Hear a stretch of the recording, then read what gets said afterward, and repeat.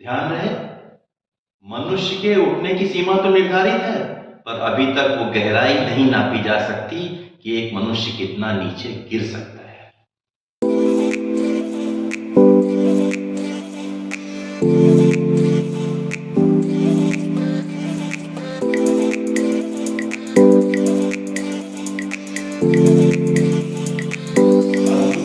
अब मनुष्यों के प्रकार की बात करते हैं, यानी टाइप्स ऑफ ह्यूमन की बात करते हैं।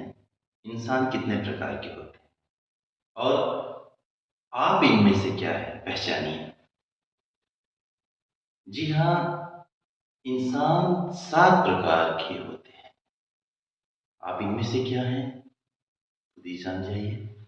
पहला, स्वयं के लिए सोचने वाला। दूसरा, अपने परिवार के लिए सोचने वाला। तीसरा, अपने समाज के लिए सोचने वाला। चौथा, अपने देश के लिए सोचने वाला। पांचवा, संपूर्ण मानव जाति के लिए सोचने वाला। और छठा, संपूर्ण ब्रह्मांड के लिए सोचने वाला। तथा सातवां, केवल और केवल परमेश्वर के लिए सोचने वाला। पहले प्रकार का व्यक्ति इस धरती पर बोझ होता है, वो समाज को कुछ नहीं दे सकता। दूसरे शब्दों में वह मानव रूपी पशु है, उसे किसी से प्रेम नहीं और वह अपनी स्वार्थ पूर्ति के लिए किसी भी हद तक जा सकता है। उसकी चेतना फल में रहने वाले कीड़े से भी कमजोर होती है और विवेक शून्य के बराबर होता है। वह शिक्षित भी हो सकता है और ऊपर से सब भी दिखलाई पड़ सकता है, किंतु उसके अंदर छिपा हवस का दानव कब किसको शिकार बना ले कोई नहीं कह सकता। सामाजिक प्रवृत्ति, सामाजिक रिश्ते उसके लिए महज एक दिखावा होते हैं, कहा नहीं जा सकता, क्योंकि सामाजिक रिश्ते ऐसे व्यक्ति के लिए महज एक ढोंग है। इसकी दुष्ट प्रवृत्ति ही इस व्यक्ति के लिए विनाश का कारण बनती है। कट्टर अपराधी, ढोंगी, पाखंडी व धूर्त दुराचारी इसी श्रेणी में आते हैं। मीठी बोली, मान मर्यादा और सेवा का दिखावटी प्रदर्शन करने वाला वह व्यक्ति दानी प्रवृत्ति का होता है, जो हर किसी में आसानी से घुल मिल जाता है और दूसरों को बड़ी आसानी से अपना शिकार बना लेता है। अबोध लड़कियां, अंधविश्वासी महिलाएं एवं धन लोलुप व्यक्ति इसका शिकार आसानी से बन जाते हैं। ये उनकी इज्जत व धन संपदा से खिलवाड़ तो करता ही है, पर कभी कभी ऐसी बेरहम मौत देता है कि देखने सुनने वालों की रूह कांप जाए। जिस्म का भूखा व रक्त पिपासु यह व्यक्ति एक प्रकार का मानसिक रोगी होता है, जिसे हम तब पहचान पाते हैं जब वह कुछ कर गुजरता है। अपराध संबंधी घटनाओं से इसका गहरा लगाव होता है और जिसके कारण ये अपराध की नई नई तरकीबें सीख करके उन्हें अपने स्वार्थ के लिए प्रयोग करता रहता है। दिलचस्प बात यह है कि पकड़े जाने पर इन्हें अपना पछतावा भी नहीं होता और जेल से छूटने के बाद ये पुनः उसी कार्य में लग जाते हैं। यदि इनके पास धन आ जाए या शक्ति आ जाए तो ये संसार पर कहर ढा सकते हैं। ध्यान रहे, मनुष्य के उठने की सीमा तो निर्धारित है, पर अभी तक वो गहराई नहीं नापी जा सकती कि एक मनुष्य कितना नीचे गिर सकता है। अब बात करते हैं दूसरे प्रकार के व्यक्ति की। दूसरा व्यक्ति अपने पारिवारिक उत्तरदायित्वों के लिए जीवन पर्यंत संघर्ष करता रहता है। वह अपने माँ बाप भाई बहन से बहुत प्रेम करता है और उन्हें अधिकाधिक सुख पहुंचाने का प्रयास करता है। स्वभाव से बलिदानी तो होता है, किंतु केवल अपने परिवार के लिए। इस प्रकार के व्यक्तियों की जो रुचि है वो पारिवारिक घटनाओं में ज्यादा होती है। वो उन्हें देखना सुनना पसंद करते हैं, इसीलिए इनका ज्ञान भी अल्पकिताबी होता है। सुनी सुनाई बातों पर विश्वास करने के कारण ये आसानी से बहक जाते हैं। ऐसे व्यक्ति को किसी अन्य से कोई लगाव नहीं होता। उसकी स्थिति खूंटे में बंधी उस गाय के समान होती है जिसकी गतिविधियां उसके इर्द गिर्द घूमती रहती हैं।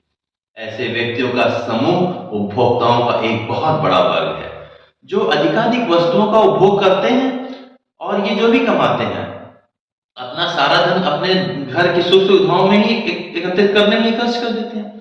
खाना, कार्य करना और सोना इनका स्वभाव होता है। धर्म के नाम पर या तो ये औपचारिकतावश धार्मिक स्थल पे जाते हैं या किसी कथित बाबा या गुरु की शरण में जाते हैं, क्योंकि कथित बाबा जानते हैं कि हर धन कमाने वाला धीरे धीरे आगे विकास करता है। इसीलिए बाबा लोग इन्हें भटका करके इनके धन पर मौज करते हैं और इनके विकास को अपनी कृपा बता करके आसानी से इन्हें मूर्ख बना लेते हैं। इस वर्ग में मध्यम वर्गीय से लेकर के उच्च वर्ग में पढ़े लिखे लोग भी हो सकते हैं। इनकी जितनी बड़ी आकांक्षा पूरी होती है उतना ही बड़ा बाबा का हिस्सा भी पूरा हो जाता है। संसार के अधिकांश बाबाओं का व्यापार ऐसे लोगों के कारण ही फल फूल रहा है। अधिकाधिक उपभोग की प्रवृत्ति मनुष्य को पशु पक्षियों से भी तुच्छ बना देती है, क्योंकि वे भी उतना ही उपभोग करते हैं जितनी की उन्हें आवश्यकता होती है। अब बात करते हैं तीसरे प्रकार के व्यक्ति की। तीसरे प्रकार के व्यक्ति का जीवन बनावटी होता है और धार्मिक कट्टरवाद का लबादा उठे ऐसा व्यक्ति अपने समाज, अपने धर्म को ही श्रेष्ठ मानता है। दूसरे धर्मों में दी गई सीख को वो घृणा की दृष्टि से देखता है। परिणाम स्वरूप वो अपने धर्म से भी कुछ सीख नहीं पाता है।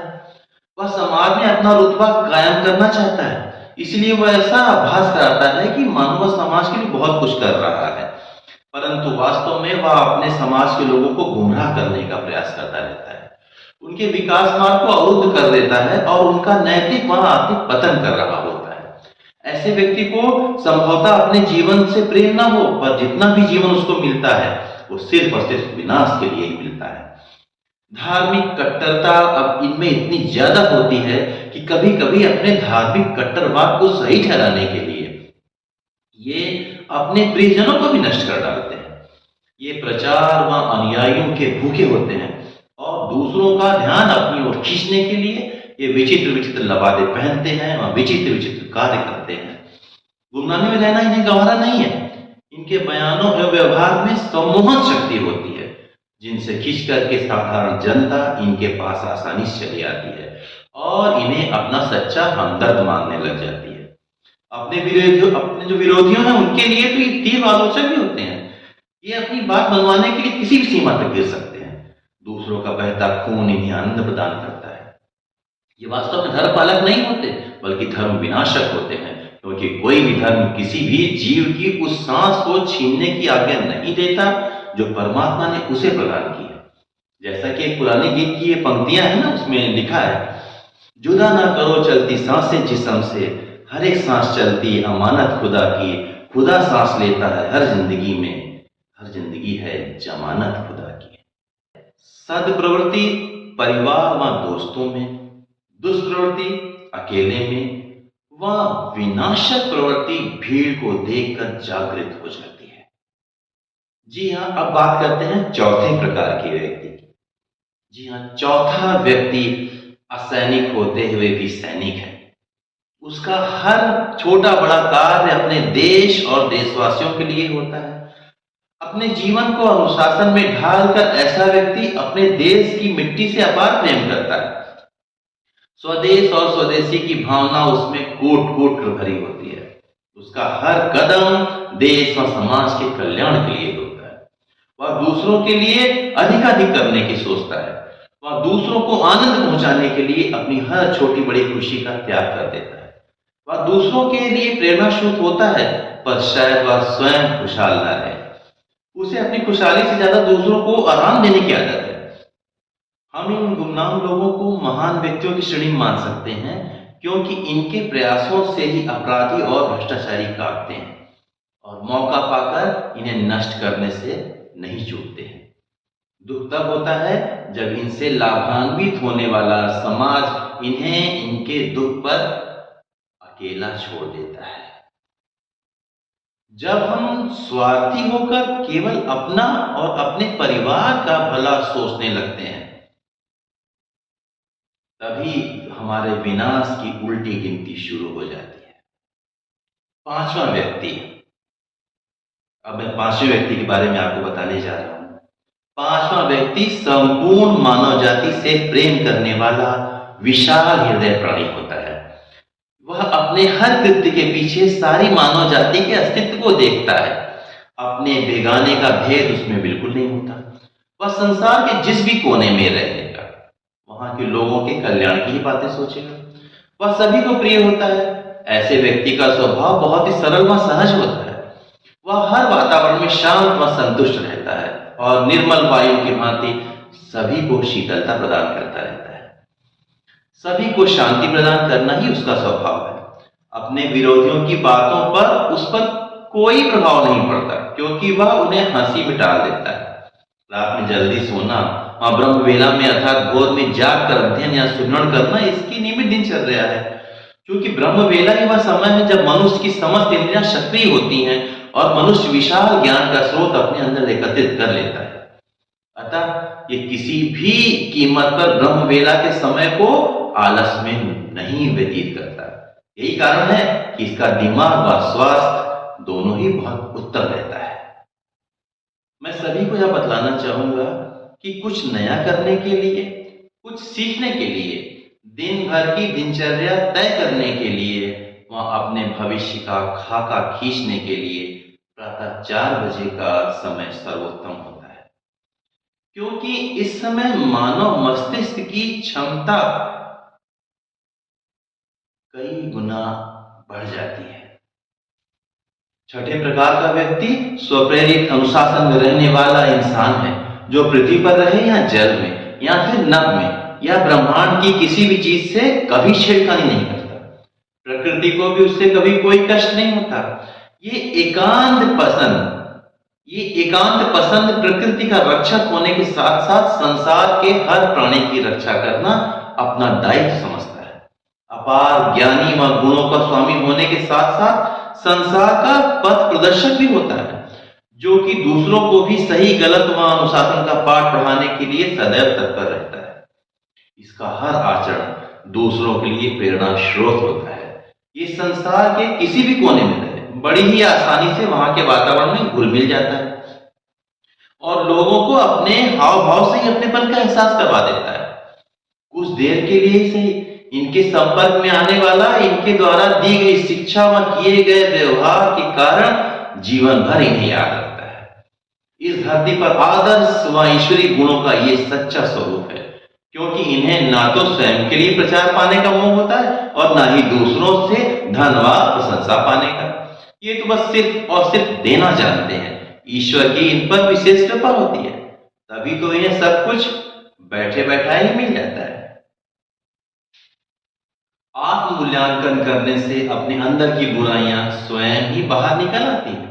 जरूरत उन्हें दोबारा अपने भीतर प्रवेश करने से रोकना है, और यदि हम इसमें सफल हो जाते हैं तो ईश्वरी कृपा तो स्वयं ही हमारे ऊपर बरसने लगती है।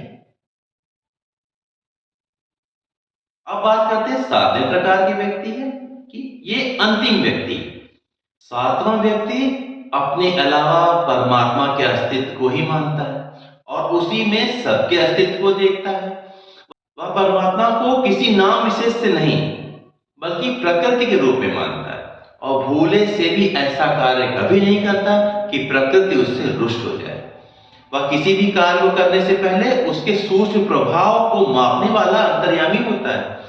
इसमें अलौकिक शक्ति व दूरदृष्टि कूट कूट कर भरी होती है। वह पूर्णतः प्रकृति पर निर्भर रहता है और अपने जीवन को प्राकृतिक परिवेश में ही ढाल कर रखता है। धन संपदा का इसके लिए कोई महत्व नहीं है। ऐसे व्यक्ति ही वास्तव में सच्चे वैरागी होते हैं, जो दूर कहीं शांत स्थान पर बैठकर अपना समय ईश्वर को याद करने में व्यतीत करते हैं। यदि व्यवस्थावश इन्हें भीड़ में रहना भी पड़े तो ये ऐसे रहते हैं जैसे संसार का इनसे कोई रिश्ता ही ना हो। ऐसे व्यक्ति अपना त्याग बड़ी ही आसानी से कर देते हैं। यहाँ तक कि पशु पक्षियों को की भूख मिटाने के लिए भी ये अपने शरीर तक को उन्हें सौंप देते हैं। वास्तव में ये तो स्वभाव से बिरले व निराले ही होते हैं। आत्म बलिदान वीरता की पराकाष्ठा है और मानवता का परम कर्तव्य। इसके आगे सारे कर्तव्य तुच्छ हो जाते हैं, क्योंकि ऐसा व्यक्ति आपका धन्यवाद लेने तक के लिए नहीं रुकता।